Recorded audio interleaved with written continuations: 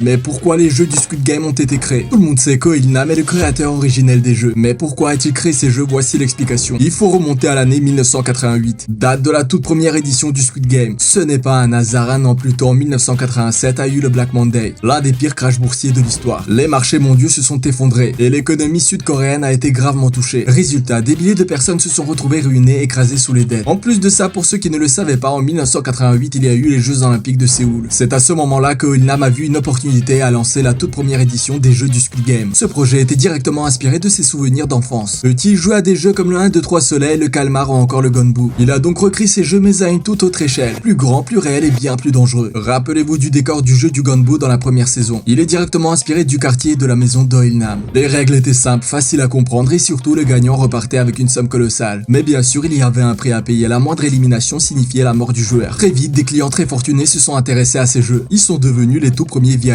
Des amis à la base d'Oilnam qui étaient également de richissimes hommes d'affaires. Des hommes puissants, milliardaires qui misaient sur les participants comme en pari sur des chevaux. Tout ça par pur divertissement, fascinés par la souffrance humaine.